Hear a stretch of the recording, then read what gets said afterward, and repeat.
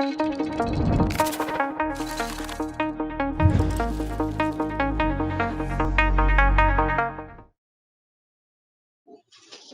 morning, everybody, and a very warm welcome to the Mid-Southwest Inspiring Entrepreneurs webinar, brought to you as part of Global Enterprise Week. My name is David Elliott from Lanyon Group, and I'm going to be your host for this morning's event, one which I know you're really going to enjoy. We have a fantastic session lined up for you, one which will get under the skin of some of this region's best entrepreneurial minds, find out what drives them and how they got to where they are, and most importantly, how you can follow in their footsteps. We've picked one standout example from each of the three council areas which make up the Mid-Southwest. That's Armagh City, Banbridge and Craigavon, Mid-Ulster and Fermanagh and Dublin. That's from a broad range of sectors which all have something different to offer. As a reminder, the Mid-Southwest has developed a strategy to supercharge the regional economy and is in the process of rolling out its plan, part of which is focused on boosting entrepreneurialism and innovation, which runs through each of our stellar panel. First off, we're going to hear a few short words of welcome to the Chair of the Mid-Southwest Steering Group, Councillor Robert Cormac. Immediately after that, we have a fantastic video which showcases the very essence of the Mid-Southwest region. Good morning and welcome to this Inspiring Entrepreneurs webinar, brought to you by the Mid-Southwest region as part of Enterprise Week. Entrepreneurship is the lifeblood of any successful economy, and it is never more apparent than across this region. For those of you who may not know, Mid-Southwest is a collaboration between Armagh City, Banbridge and Craigavon Borough Council, Fermanagh and Omagh District Council and Mid-Ulster District Council. The councils are collaborating with the aim of supercharging economic growth and increasing productivity across the region. And to achieve this aim, we need a thriving entrepreneurial ecosystem. Our regional economic strategy will ensure that through effective investment, the right infrastructure and support is in place to provide the optimum conditions to encourage entrepreneurs to develop and grow their business ideas. As a flavour of what can be achieved with an entrepreneurial mindset, the innovative business people who follow, Mairead, Shane and Cormac, are leaders in their respective fields. Listen to them, learn from their experiences and be inspired to follow in their footsteps. By doing that, you can boost your entrepreneurial aspirations and help supercharge the economy across the Mid-Southwest region. Thank you.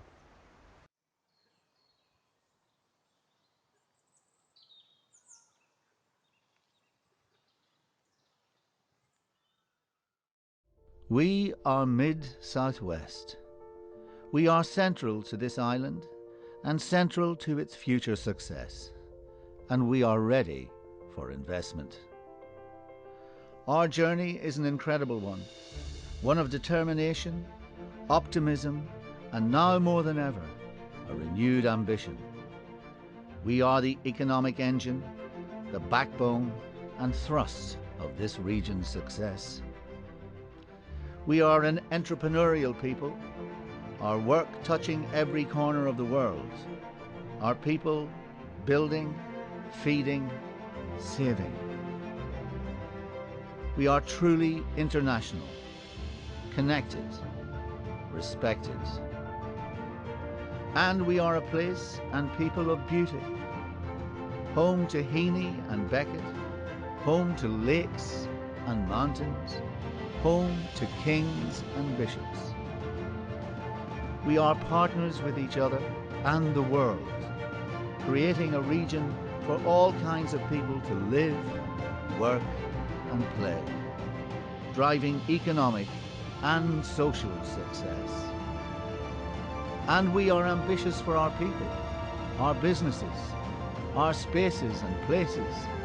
This is our time for investment, to connect, to skill, to protect and enhance, to welcome all who choose Mid-Southwest.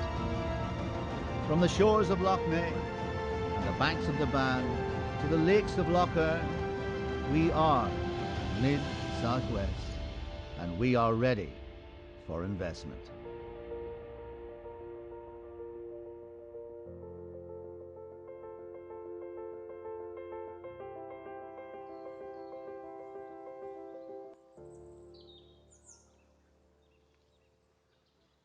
Thank you, Councillor Irvine, and hopefully the video and Adrian Dunbar give you a flavour of why the Mid-South West collaboration is such a powerful force.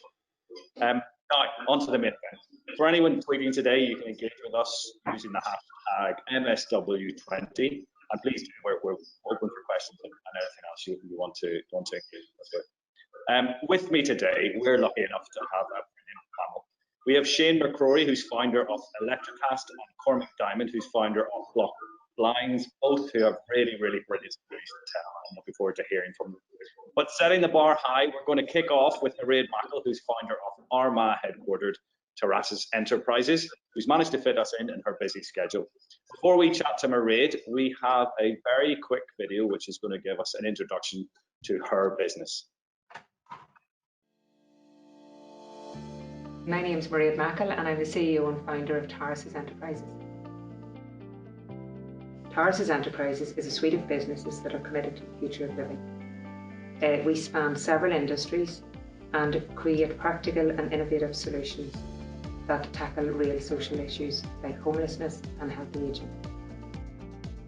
We have 4 divisions within Tarasis Enterprises. We have Tarasis Healthcare,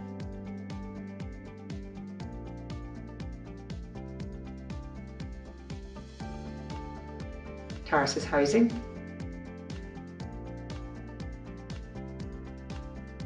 Tarasis Wellbeing, and the Tarasis Foundation.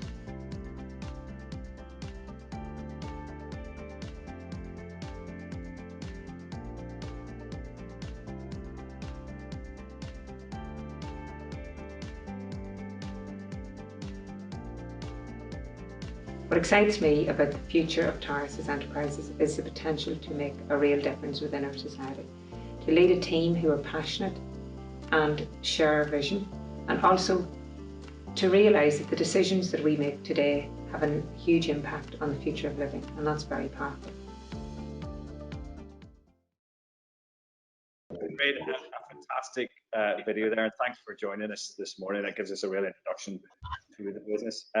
This webinar is all about inspiring entrepreneurs. So can you take us back how you founded the business and what was the trigger for you to start such your journey towards where you are now? Lovely to be here, David. Thank you. And can I just say happy International Men's Day to everybody? I thought every day was International Men's Day, but anyway, you've got a special day, so enjoy it, everybody. So I suppose my business journey, it was an unconventional one because I was born on a farm in Fermanagh. So I was the unlikely entrepreneur, for want of a better word. But what growing up on a farm, a family on a farm teaches you is a lot about work ethic and how you can really work together as part of the family. And I think that really sets you up well for a business. And I had never in any million years had I even thought about setting up a business because my parents were very much into education and they sent us all off to Belfast where I studied podiatry. So naturally I thought, well, I'm going to go and get a job as a podiatrist and that'll be me sorted for life. But what happened was I never actually got a job. So when I came out of college, and there was a couple of reasons for that, was because very few jobs in podiatry, and also I failed all of the interviews. So what I had to do then is really rethink about, you know, I wanted a financial independence. I was married at the time with 1 son and I wanted to make my own way in the world. Didn't want to be really dependent on my husband, even though he wouldn't have minded whether I worked or not. But really what we decided to do then is I'd start a podiatry practice. And the podiatry practice was set up in Armagh. But what I quickly realised was that it was a very restrictive business model. And I was really confined to that space. And I had no freedom. I had no flexibility if I needed to be off for school or appointments or one thing or another. So what I decided to do was I need to look around and find something else. And my ambition at that time was really to employ 1 person so that I could, you know, have freedom to do the things that I wanted to do. So I found the idea of home care and it really sat well with my values because I thought, well, this is something I could really relate to. It was about caring for people at home, allowing them to be independent. And it really, I thought, yes, I can definitely do that. So I actually set it up from home and, you know, in my own kitchen. And then we eventually then started to build it from there. But what happened was I got suppose, bit with the entrepreneurial bug, as it were, and I got really passionate about my business and all the things it could do. So, like what a lot of entrepreneurs could probably relate to that is that you would work 24 hours a day on that, and that wasn't ideal because I had a young family, I had a baby, and a son of 3 at that stage. So my husband was traveling as well to America at the time, so it was hard work at the start. There was like a lot of challenges. And then what happened was, when one of his trips to America, he brought me back a book called The E-Myth by Mackle.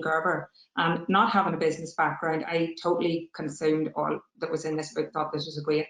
And it was the book really that changed my whole view on business, because within that book, Mackle explained that a lot of people, 80% of businesses fail. And the reason they fail is because it's like a technician suffering from an entrepreneurial seizure. People maybe like me were a podiatrist, start up a podiatry business. If you're a lawyer, you'd start up a law business, but you don't know how to run a business. And then that book sort of taught me how to run a business. What it said as well, that if your business isn't giving you more life, it's taking your life away. And if it doesn't give you more freedom, it's not a business at all. So I completely changed my lens of what I looked at, how I looked at my business, and started to build a great team. And that completely changed things. So what you find is that you attract people who share your passion and share your purpose. So I was able to build a really good leadership team from just going out there, and I realised the value of that team, and that just changed things. And then my husband then was involved in property. So about 3 years later, then me and him joined together and created home care housing. So we now, let's say, we have a team of 1,200. We do 5,000 calls a day and 3,000 beds every night. So, and it just grew. And I think the key to actually success, a couple of years before we got married, we went on a tour of France. Now, my French is not very good, but on the back of the car that we heard, it said, "Oui, je puis," which meant, yes, we can. So we loved that mantra, and we took it back to our business, and we said, this is a really good way to run a business. So we had this mantra, like, the answer is yes, now what is the question? So if we were asked to build a house in Dublin, we'd say, yes, we can. Or, run a service in rural Ireland, we'd say, yes, we can. And then we'd worry about the logistics later. So I think it was that can-do attitude that really got us up and going, that growth mindset. So that's a quick summary, David, of how we managed to grow. And I suppose in later years then we looked at what we could add on to that. And then 10 years ago as well, we went on a trip with Ernst & Young Entrepreneur of the Year to India. And that trip actually exposed us for the first time ever to corporate social responsibility. And we seen that, our business could be so much more than just a business. It could actually be something that could give back to the community. And we were really excited about that. So we came back from that trip, and me and him and our managing director, Caroline Rafferty, and Janine Small, set up iCare Charity, which is really about acts of kindness. So the whole company is built, bought into the purpose of the, acts of kindness, and that it's actually doing good, and we're giving back to the community. A really, really interesting start. It's interesting what you say there about the Michael Gerber book, where an entrepreneur gets to a certain stage and then it's just taking that next leap that may be possibly one of the most difficult things to do. And you mentioned people there. How important is it that you're surrounded by good people that you can trust? Well, I mean, it's everything. Our business is all about people. We look after vulnerable people. We have a really dedicated team of people. So what we've really done is we have created, in my mind, what I've created, I said we bring people, attract people who share our values and vision. And we have built a world-class leadership team, and we have built a world-class training team and a world-class care team. And what we've really seen, and a housing team as well, and what we've really seen over the pandemic especially, those people have really stepped up to the mark. I mean, I always use the analogy, even though I've never done it myself, about, you build your beach body in the winter, right? So never done that, but it's about building a great team in the past. And that's why over the last 25 years, we've built a world-class team. So when the pandemics, came in March, all our staff just stepped up to the mark. They just, everybody just knew what to do, would put all the things in place, and you really trust, I really trust my leadership team and trust my team to do it right. And I think what holds us, what's the glue of our culture, is really our purpose. And it's that the people who work for Tarasis and home care, they're there because they want to be, and they're there because, we're doing good. And I remember I had a visitor out to our head office in Milford there a few weeks ago, and he was saying to me, he said, everybody good in Armagh works for Tarasis. So I thought, well, yeah, you're right there, you know, because we've attracted all the really good people, but that's because they're all really bought into our purpose and our culture. It's really, really interesting because you do work in an industry where, you know, people probably go home at night and feel that they've done good for themselves and for the community, and it must be, you know, it's great. But one other thing you touched upon in your opening there was that kind of yes we can attitude. That's I suppose that takes some guts as an entrepreneur to be able to accept something that perhaps you know maybe just at stretching yourselves a little bit. How do you, is that a gut feeling? Is that just a, you know, yes, we'll take that on and we will, maybe on paper we can't do it at the minute, but we're going to make sure that we give it our best go? How do you go about it? Yeah, well, I think it's like a growth mindset, and like a growth mindset I think is really important. And again, what Michael Gerber said in that book is if you're not growing, you're dying. And it's not just growing in terms of business. You can be growing as a leader, growing as a team, you know, growing as in patients, growing in any way. But I think it's really important to actually, you know, be able to take that leap. And certainly in recent years, you know, we have looked at our housing, and that's why we, you know, set up Fabrico, because it's like a housing solution, because we feel that that's the next step. And we're not really afraid to take that step because, you know, we have the team in place, and I believe that it's the leader's job to share the vision and then let your amazing team just make it a reality. And like, even during lockdown, you know, we got together as a family because obviously we're all working here together. A lot of my older children are involved with the business.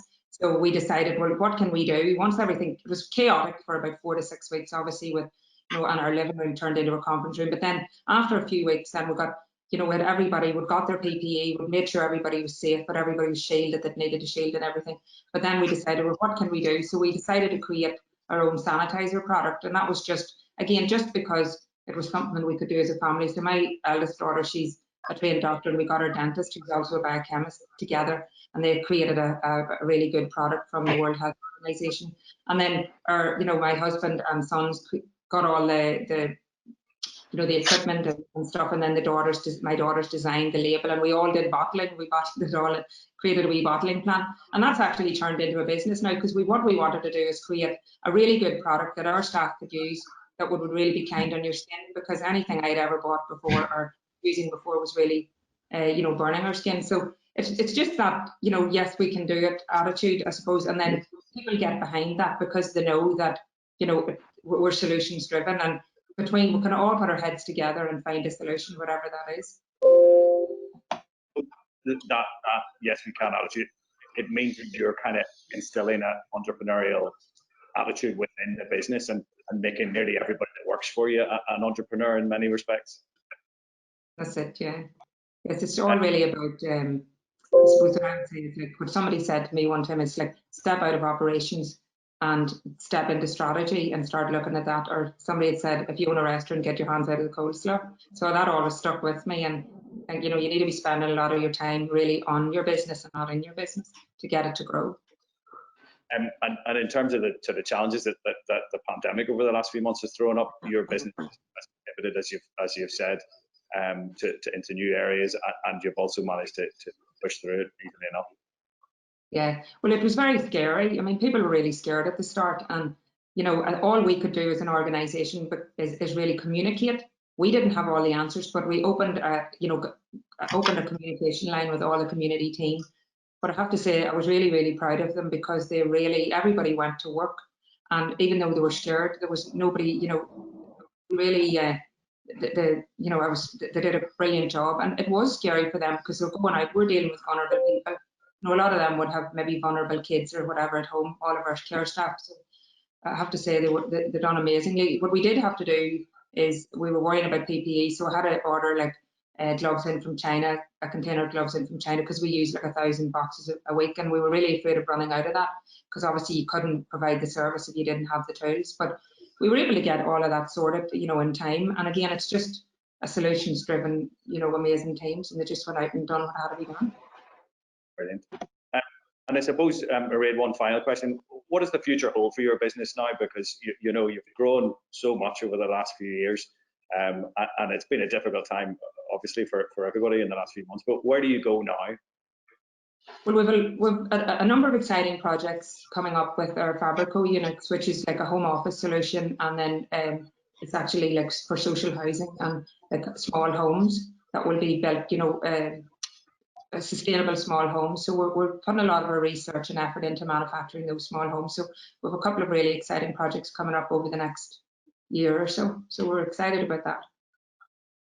And really just build on the trust that we have and build on, you know, the charity and everything. Because one of the things, even over the pandemic, is we introduced I Care Fresh, where people outside of our organisation were getting involved in delivering fresh food to vulnerable people, and it was great to see that they could actually give them a sense of, I suppose, hope. And some people were feeling very helpless. So we're going to continue all of that, you know, work that we do within the community, because we're all very passionate about that. I know I said that was the last question, but I have one more. Just kidding. What sort of advice would you give to somebody that's sitting out there now, that's thinking about starting their business, some entrepreneur that's really thinking about doing what you did all those years ago? Well, I think that you have to trust your gut, believe in your vision. You have to find something that you're passionate about. If you're not passionate about it, it's never going to be successful. And I think that you know, work on your business, not in the business, and don't be afraid of failure. I've had loads of failures along the way, and I always describe myself as success is stumbling from failure to failure with no loss of enthusiasm. So just a failure is really just an experience, and it'll lead you to, you know, the next. That's a Winston Churchill quote, by the way, but and it just sums me up so well. But a failure is just a step, experience, just move on to the next thing and learn from it, but fail fast and move quickly. Very wise words there, Mairead. Thank you so much for your time just there. And we may have time to come back to you later on if we do. So thank you for now anyway. Next up, we're going to move on to our next inspiring entrepreneur, who is McCrory from Oma's ElectriCast. Again, we have a bit of a short video introduction just to set the scene for ElectriCast, and then we're going to talk to Shane. Welcome to ElectriCast. I am Shane McCrory, the inventor and director of ElectriCast Limited in Oma. We were established in September 2018. This is just over our second year in business, and we've won Most Innovative Heating Solution 2020. What we do here at ElectriCast, we build low wattage electric inside cast iron. The whole concept of ElectriCast is to heat the homes as cheaply as we can, providing heat where and when you need it the most. At ElectriCast, we're trying to change people's thinking on heating to simplify the whole concept, that you can just simply put heaters around your home, heat your home as cheaply and as simply as you can. At ElectriCast, we are producing a completely carbon neutral product that will be here for future generations to come. ElectriCast was created out of the process of enameling. I discovered through the process of enameling that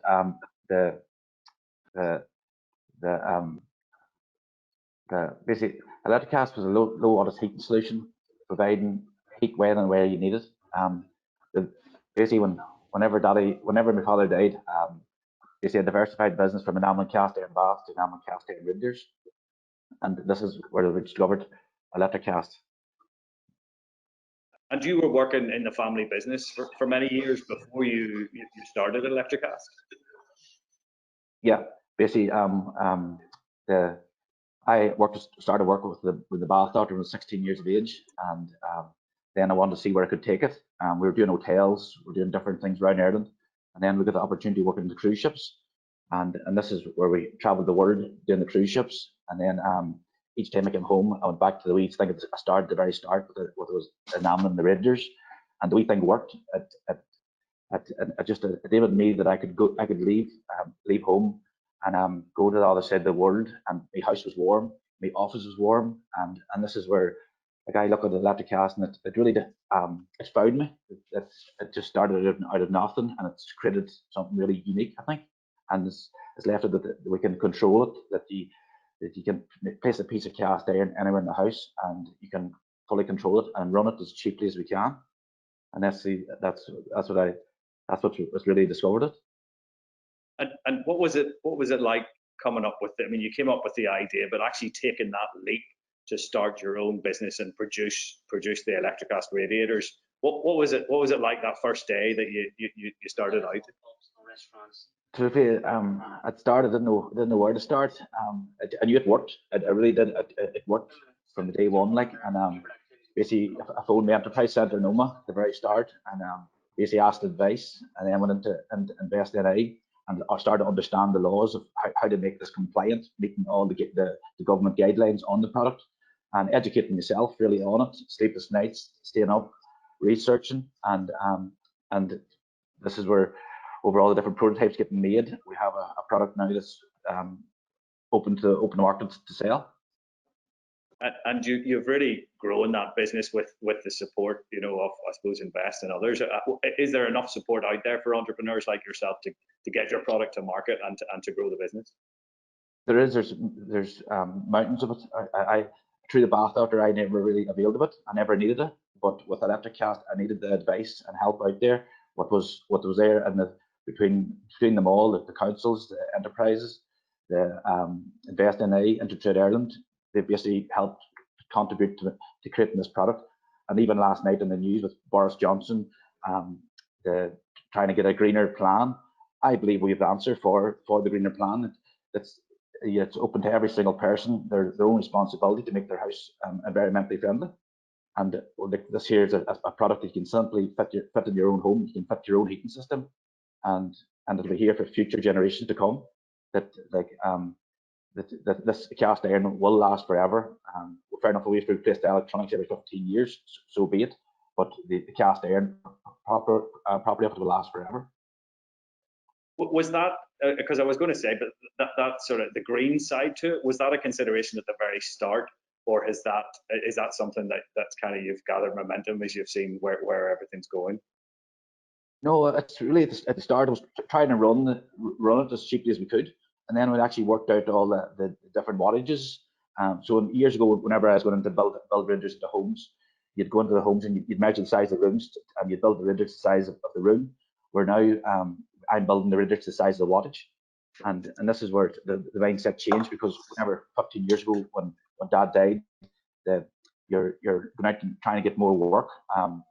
Of building rangers all over the country, and the new houses, where this year the insulation properties changed in each home. 15 years later, you're going to homes and this man's triple glazed windows, he's Kingspan insulation, he's all the different guidelines that weren't there 15 years ago. And you're thinking, but the heating system has to change. If the heating system, we can't be plumbing the houses with the same way as we done 15 years ago. And this is where I think ElectriCast is actually stepped into his own, because all the government guidelines is actually helping as basically making ElectriCast even more vital in homes, that you're actually reducing the whole carbon footprint. And I think and this is where the things, it's just simplifying the whole heating system. What's been the experience of growing the business? I mean, we talked about actually starting the business, but what's it been like growing the business? Because as an entrepreneur, you know, that initial excitement, and you get really, you know, enthused about it initially. But actually growing the business is a bit of a hard slog for some. What's it been like for you? Well, with the pandemic, we had to rethink it. We didn't get no shows this year. The last couple of years were really going around all the different Love Your Homes, the self-builds, the Highland shows. And that really took on a lot of sales. But this year we had to think differently. We went on more online with basically a new website going. We opened a virtual shop too, and it's really, they can realise too that people's working from home now, rather than heat the whole house, heat the office that people are working in their house, the children to school, where instead of heating the whole house, just heat the room the person's living in or working in. And this year is reducing their basically the cost of running their business from home. So the pandemic is, in some respects, it's played into your hands, because people want more isolated kind of heating systems. But it's basically it's rethinking heating. The pandemic it's slowed us down. It's actually it's made us think more that actually what do people need in the product, or what do people need in their homes. And this is where I think ElectriCast can help them. Like that instead of having big massive bills heating your whole home, just heat the office that people are working in. Yeah, and in terms of the production of the product during the pandemic, was that interrupted, and so how did you get around it? No, it wasn't too bad. We had enough stock, and the very start was getting all the different products coming into the country at the right time. and then we assemble everything here, enamel them, and then dispatch them to all over the world. And at the minute, the way they are going all over the world from Toronto, which is a dream. It's actually turned the whole business in its head. So before we were taking teams from the Bath Doctor all over the world. Now we can take the same team into our own and make a quality product with the skills base we have and sell it all over the world. That you've actually turned the product, the actual service business, into a product business, and instead of us traveling the world, the product can travel the world. And are you selling, when you're selling around the world, are you selling to distributors, or are you selling to individuals around the world, the individual customers? At the minute, we're trying to look for distributors, but most of it's just the end user. And if you read the reviews on the product, everything's been positive. And this is where I look at it. It's simplifying everything. Like, I'm trying to basically look at all the things that can go wrong, and I can't see nothing. You're selling out a quality product that I'll be proud to put my name to it for years and years to come. And even look back at my father, that Daddy's wee idea 35 years ago now is growing into heating homes all over the world. It must make you very proud. It does, and it's I guess that's right. Look at it. Whenever I took over the Bath Doctor, all I looked at was a formula. It was just a formula of different chemicals, and like that wee formula from what Daddy created has took us to the richest ships of the world. We're sitting back 35 years later, and we've won this award. And it's just different ways of thinking. How can we use the different formula that Daddy created all them years ago? And now you're putting all the innovation, the technology into a piece of cast iron that he's seen that he could raise his family in all them years ago, and now it's hopefully can heat homes from all over the world and simplify everything. Like, and I like suppose even if you take from go ahead. But even if you take from from the man who invented cast iron was William Strutt in 1756, right through to 2018. These things can be powered by wind, solar. You have battery packs where them men didn't have all this technology we have today, but they had cast iron, but they didn't have all the double glazed windows, triple glazed windows, the Kingspan, but they were still heating all these buildings with cast iron. And this is where I think, what men trusted 200 years ago, we have to trust today with all this modern living. And it's future-proofing homes that you don't have to put gallons and gallons and gallons of liquid into your home, where just count up the liters which in the radiators and heat them.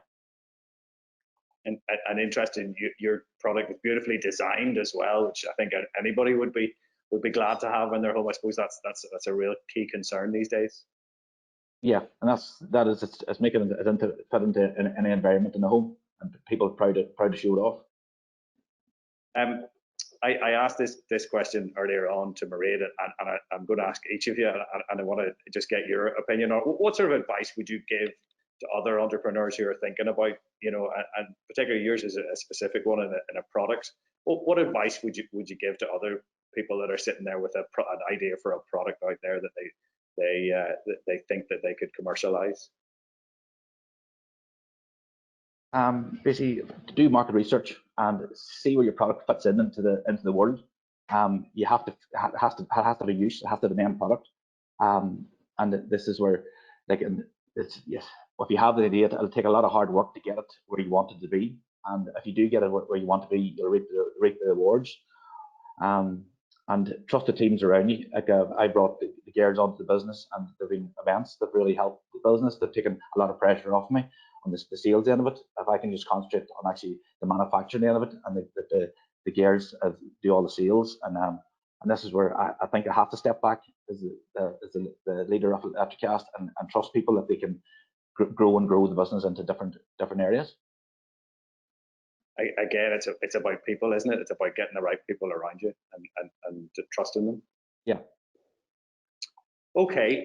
Well, listen, Shane, thanks so much for sharing your entrepreneurial journey with us. It's really interesting, and definitely I'm going to be checking out one of the ElectriCast leaders. So thanks for your time. Okay. Thank you for your time. We may get back for a bit of a chat with it at the end if we get time. But from Oma, we're going to head to Mackle now to hear from Cormac Diamond from Bloc Blinds, who has a really fascinating story to tell. Initially in this brilliant video, which is about to follow. After that, we're going to have a quick chat with Cormac. Freedom for me means that I can choose my own path. That's what I craved. true freedom to be able to try and improve the business. That idea of not following a chosen path or format, that's me. I'm a sort of having a nomadic spirit. It was an idea of the unknown. My name is Cormac Diamond and I'm the Managing Director of Bloc Blinds. I had a request from my previous employer to source blinds for their windows. I set about designing a blind for them, but realised that the market hadn't changed in decades. We didn't want to do what everyone else was doing. We wanted to innovate this industry that was so stagnant. We weren't generations of blind makers, we were brand new, and we were looking at the industry from the outside in. In every industry, in every sector now, they're adding flexibility of what colours watches can be, what colour computers can be, what colour toasters can be. And so why not have the same level of changeability in blinds? So we developed a product range that allowed customers to easily change their fabrics without having to change the entire mechanism. We were doing something different, changing the rules of the blinds industry. By developing it ourselves, we are showing that we believe in our efforts, we believe in the skills that we have as people, as a company, as a country. It is possible to be an international player from humble beginnings, and we can grow an international market from these shores. We can do it here. I think that's what we're hopefully developing, an Irish giant. That our brand is something that people will look up to, that we seem to be a leader in our own sector. We're on a journey of change, and that's best performed by companies who are new to a sector, new to a product range. It's that idea of being able to change your mind and change your blind.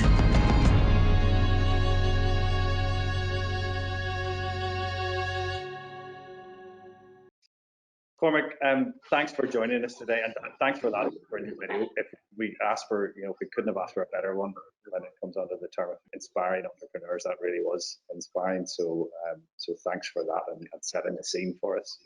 I wanted to ask you what it was like on that first day. We've seen a bit about what the company did and how it got started. What was it like on that first day when you started the business, when you went out on your own, when you didn't have a monthly paycheck to rely on coming in every week? Was it frightening? Was it exciting? Yeah, absolutely. It's always frightening. Anything new is always frightening. But I suppose there's always, as Mairead was saying, you're going brand new. You're going into something with masses of energy, and you weren't prepared for any failure at all. So there's always that. It's adrenaline. It's those late evenings, and it's the newness in a sense of that journey. It is then very quickly tempered by the reality of money, as you say. I was living off my wife's salary for long enough as a teacher, so it was a new kid, so it was daunting, and that's a reality check as well.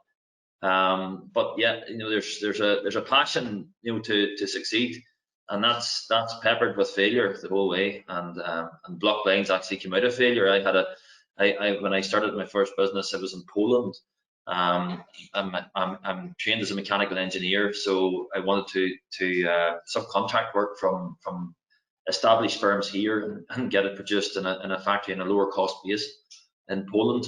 So in 2008, I was very concentrated in digger buckets, and that failed. When no one was digging holes in 2008, whenever the credit crisis came. So I had to diversify very quickly. So that's where it led me into the blinds. But it's again through that failure. It happens many times, failure.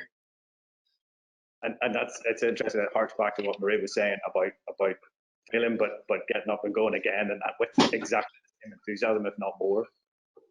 Yeah, again, you're not, as Mairead was saying as well. If you're not progressing and if you're not failing, you're not on that journey. You've stopped. You're resting on your laurels to some extent. And again, that's it's not only personal failure. It's failure as a business, and it's instilling that resilience within the wider team to empower them, to push the boundaries. That it's okay to feel that there's nobody going to be. It's not a blame culture. It's actually an innovative culture that is failing, and in that failure, there are bright lights in it. And that is your opportunity. That's how you grow your next lift in revenue or customer acquisition or market entrance. It's through failure. But it is failing fast and not having that blame culture in order to say that something's gone wrong. Nothing's gone wrong. That's just part of the process.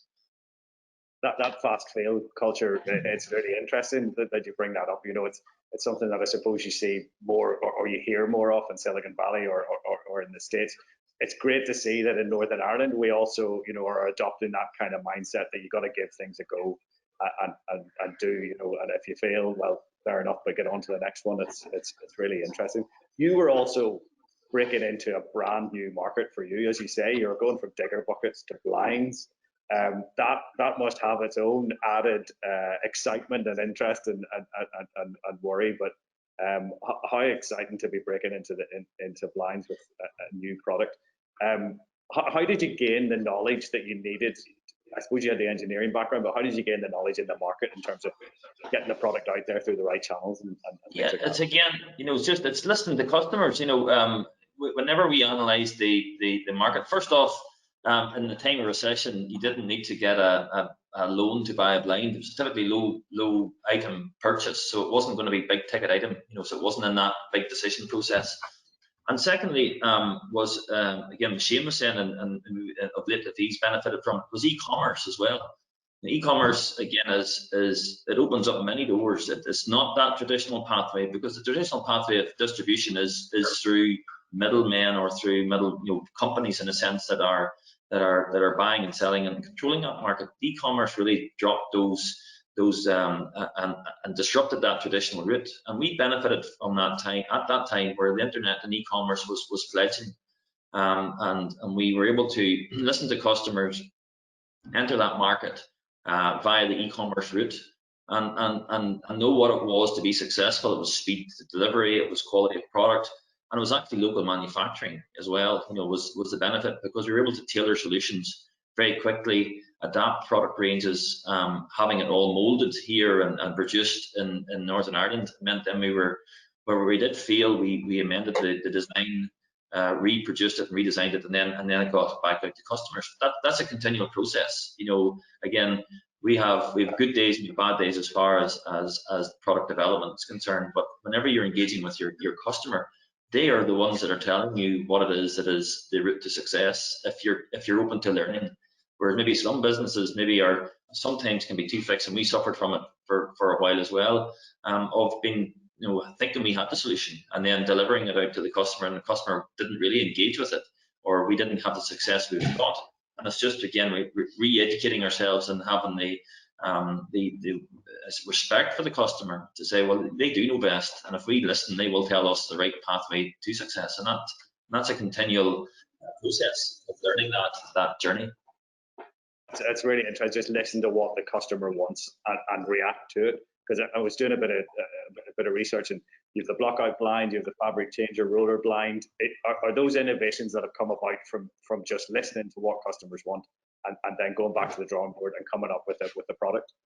Sure. Again, one of the big triggers, I suppose, for the block out blind was whenever I had a young family and you couldn't get your kids down to sleep during the day. And it was a very practical solution to a very simple issue. So like there's a lot of aids, sleep aids, or you should do this for your child, or you should do that. And give them a twist and burp them well, and make sure all those which are relevant.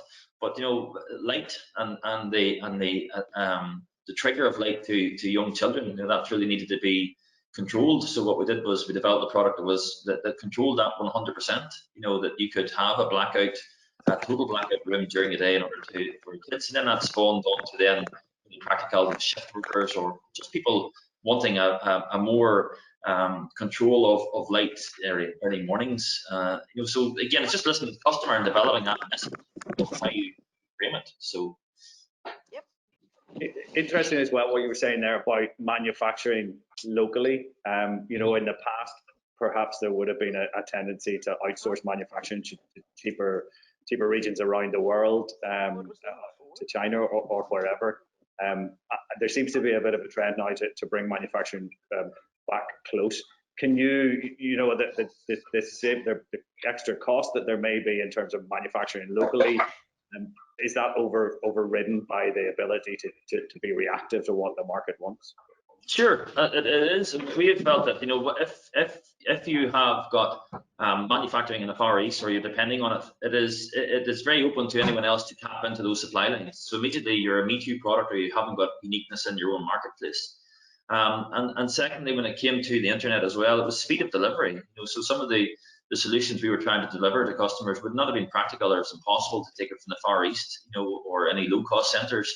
And that again, where we could command a premium for that, and again support, you know, their manufacturing, because there's no secret, and it's going to be more expensive to produce product here.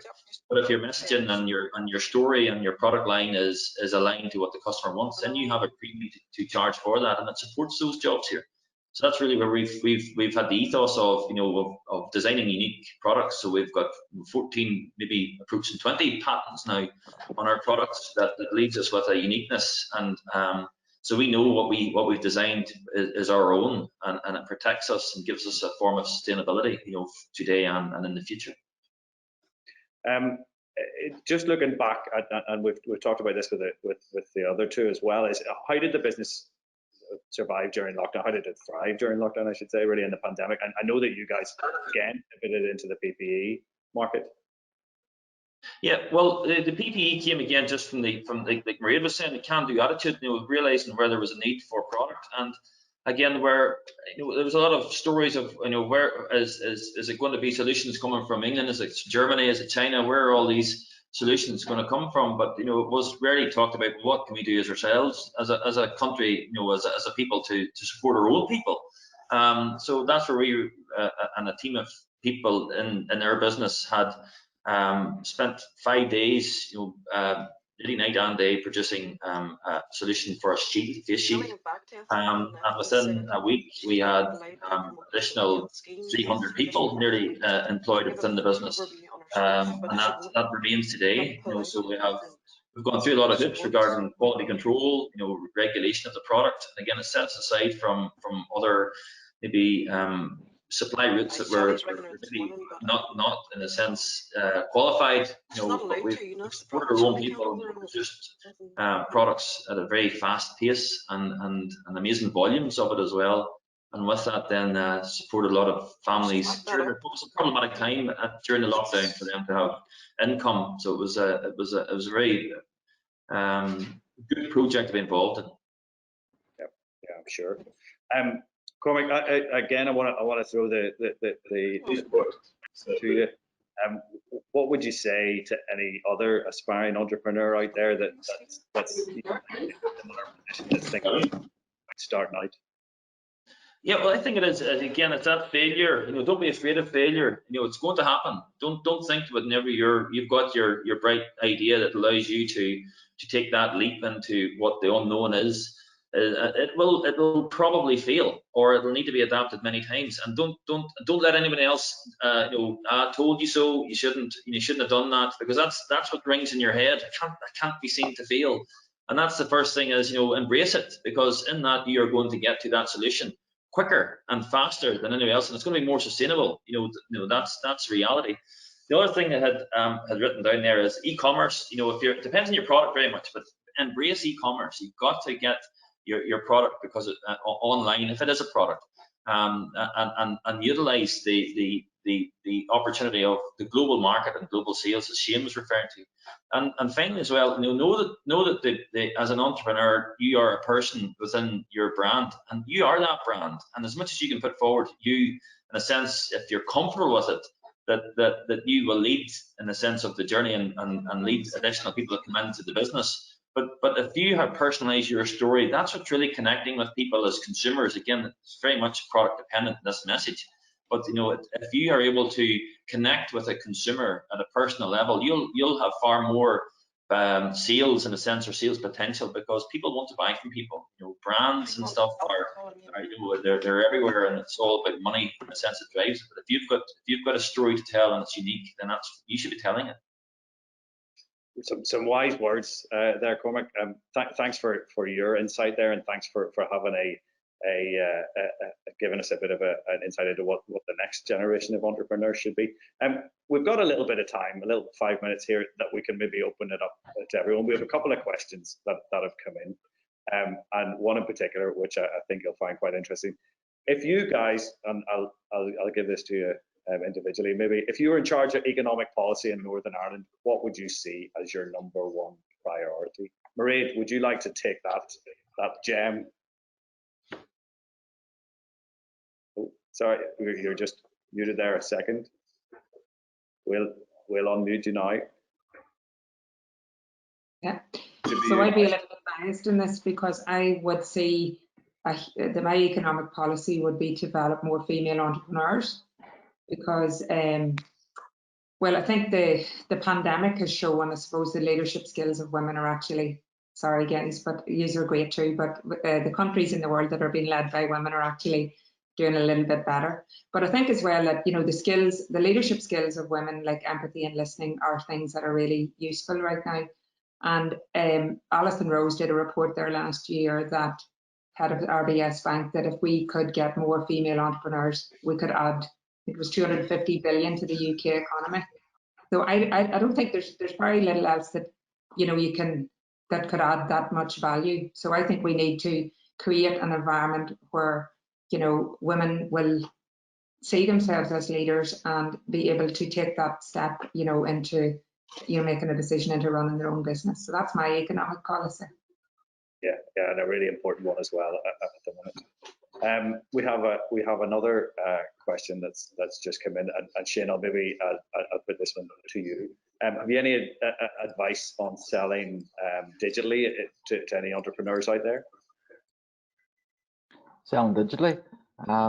Well, everything's when we opened a virtual shop, we're thinking how can we get into everybody's phones and pockets all over the world, and we opened a virtual shop in Etsy, and we're getting inquiries now from, it's a worldwide platform, and we're getting inquiries now from all over the world through that there, and that's really helped the business.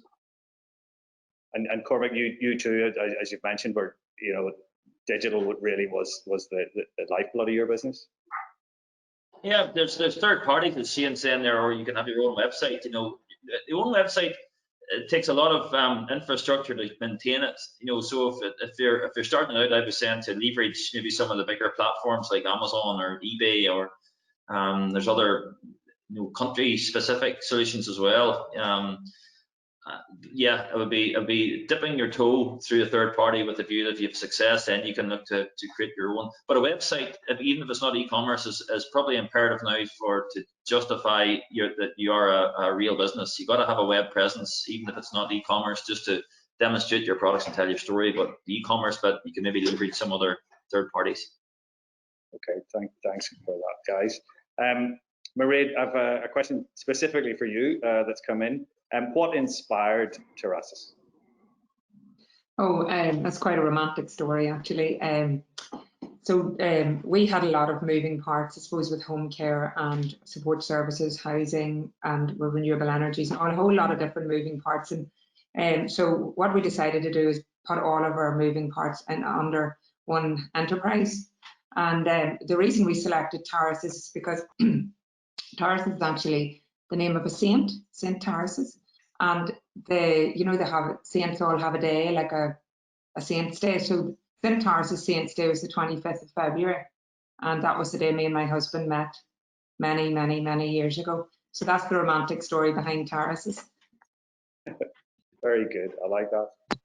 I can't imagine that ElectriCast or Bloc Blinds have such a romantic story to follow up with their names. No. Good names all the same. Cormac, we're in for you. How important are your team to you, and how involved are you in the day-to-day business? Yeah, there's teams are so important, and I suppose the first thing about building your team is, you know, identify what your weaknesses are, and that's how you build your team, because you're looking and that's a very honest approach, you know, to your own persona and your own business acumen, to say, well, I'm not really good at that, you know, hands up, a better resource well there. And that's really where I've surrounded myself with brilliant people. who are better than me, you know, and that's really where that's rule number one.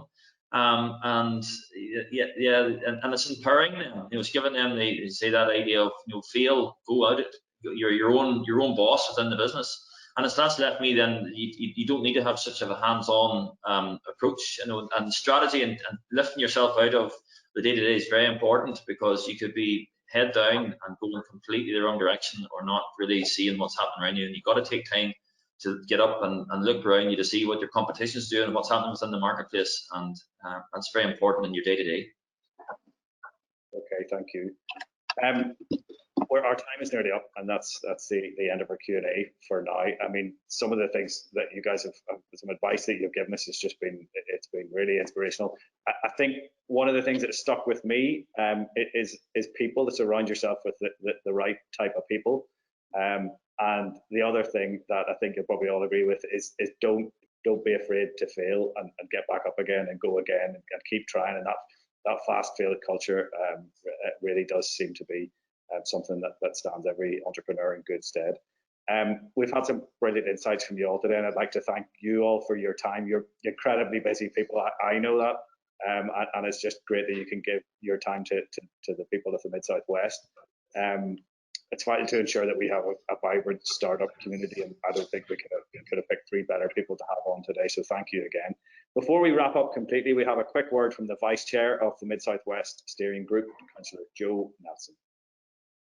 Thank you to Mairead, Shane and Cormac for sharing their inspiring stories and giving us an insight into what is needed to be a truly great entrepreneur. If ever a session was to live up to its name, Inspiring Entrepreneurs, then this was it. And I hope it will encourage many of you who might be thinking about starting your own business to take that first step. We hope everyone listening has been inspired and can help to play their part in building on the Mid-South West's reputation as a uniquely entrepreneurial region. As mentioned, our regional economic strategy is built around a strong entrepreneurial base.